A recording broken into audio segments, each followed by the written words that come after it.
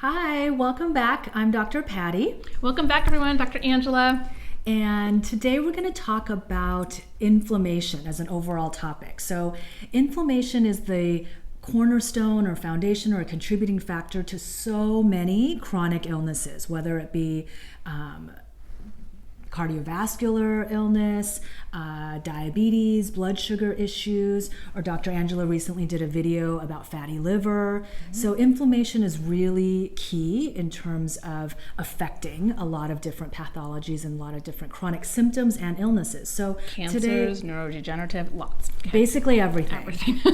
So today we wanted to just talk a little bit about just simple ways through our lifestyle and a few supplements, kind of, going over the whole gamut of categories of ways and things we can implement in order to reduce inflammation.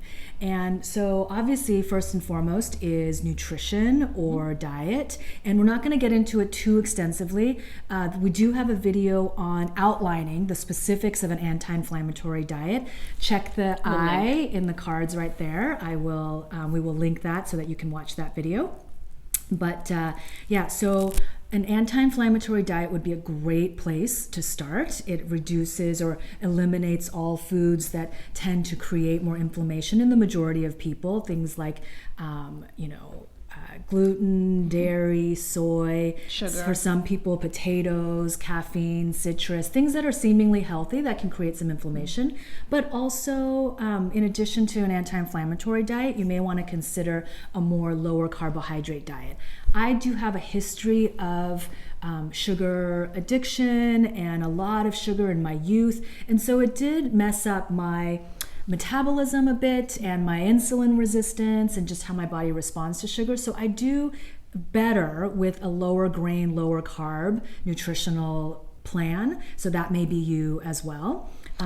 There's quite a few studies too, because I feel like we, got so misdirected on this point in general. But a high carb diet is very inflammatory, and a lot of us know that, but some of us don't quite realize that yet. And so we'll put a link in there so you can, see that data too. And a longer conversation, but not all carbs are created equal. Yes. So that's where we get more individualized with, if you're working with a doctor or ourselves, that's where we can kind of hone in and figure out what is best for you. And very simply, just increasing your fresh, whole, organic fruits and vegetables and healthy fats, right? Absolutely. So don't be afraid of those healthy fats to help our cells and help reduce inflammation.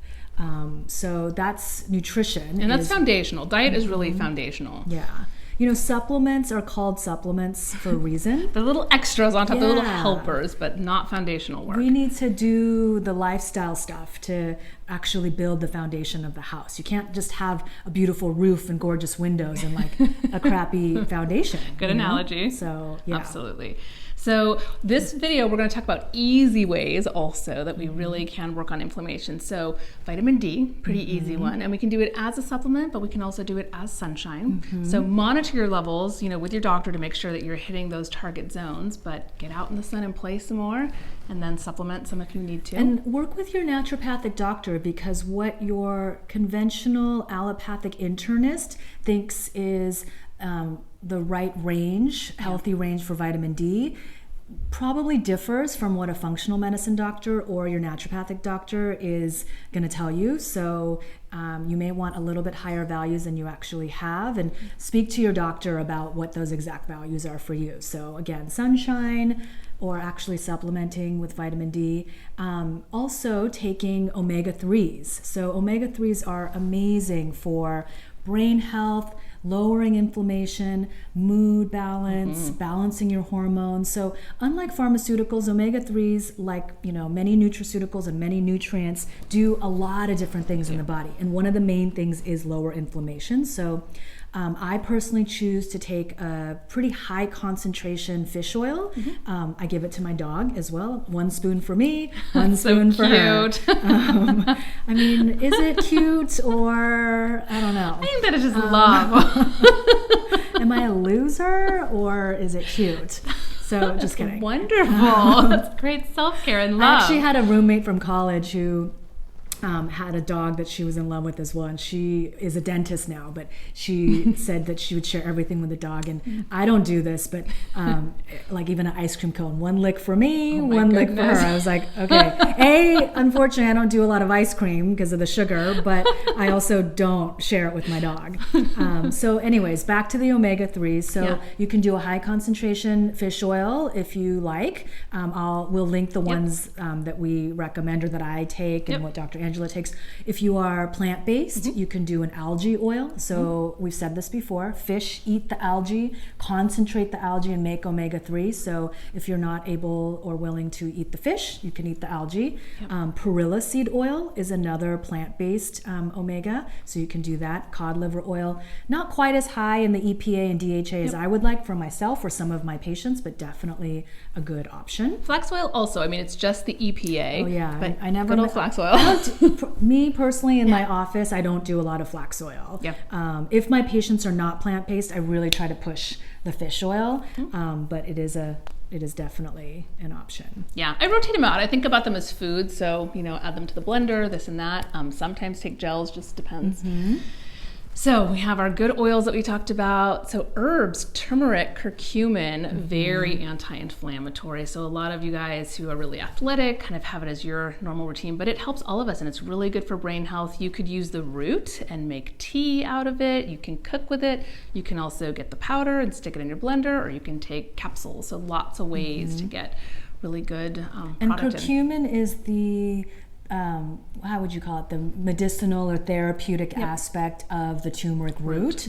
So if you are experiencing a lot of inflammation, then maybe going with a capsule form of higher dose curcumin might be a better option. And maybe multiple doses if you need more support. But And we'll list a couple of our favorites. I personally, one you can get right at your local health food store is this brand Gaia, which is amazing. Very clean, very good quality, wonderful herbs. And they have one that's called Turmeric Supreme, and it works really well. But for something a little bit more therapeutic, I use Meriva by Thorne. So we'll list these below. You can take a look. But in addition to that, you might be interested to know that active social engagement and community and interaction also lowers our inflammation. So it makes sense to me if we've got some of those, I feel connected, happy molecules floating through our body, it's going to really quell all the chemicals that create chronic disease and create inflammation. So, I'm someone who likes to spend a lot of time alone. Me too. Very introverted here. Yeah, and not introverted in the sense that we don't like to talk to people, but we need time to decompress and recharge. So I have to really be mindful of spending time with community and friends and laughing and having lightness, and so make sure that you incorporate that as well. And if you are new to a city or you're an introvert or shy or you don't have a lot of friends, it doesn't have to be lifelong friends. You can go to a cafe and talk to someone. You can go to a yoga class. You can go to an art class. There's so many ways to kind of create community and interact with people, and you'll find laughter in all sorts of surprising places if you start looking. It's so true.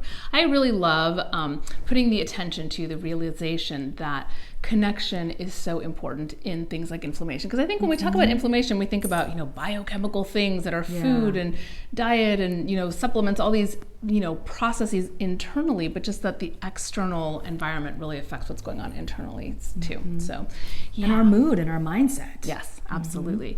So kind of along the nervous system line, but now going back to food and supplements, magnesium. So magnesium is so important in so many things. I feel like magnesium always comes up. It's just a mineral that regulates everything, but it's actually also helpful in inflammation. And I think it's probably that nervous system aspect of calming us down. And if you think of magnesium, not only does it calm the nervous system down, it quells and stops spasms. So anything that's going to help calm the body is going to put out that fire of inflammation.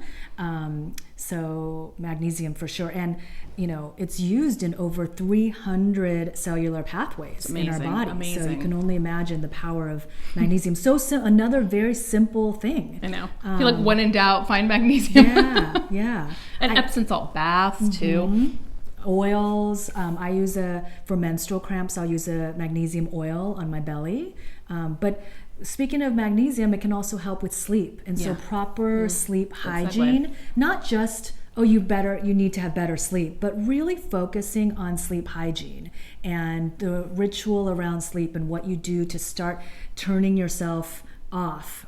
We're not like a light switch. You can't just say, okay, I've been working, I've been watching TV, I've been doing this, I just went for a walk, now it's time for bed. Okay, my body better switch like that. Our bodies don't work like that. So some kind of really proper sleep hygiene, just the way that you would treat your 1-year-old self, your inner child. Many children respond well to, pajamas, toothbrush, bedtime. So many adults. Yeah. So we should have that too, and really, treat ourselves with the tenderness that we would small children. That's so true. As well as sort of the physiological benefits of having that routine and that rhythm.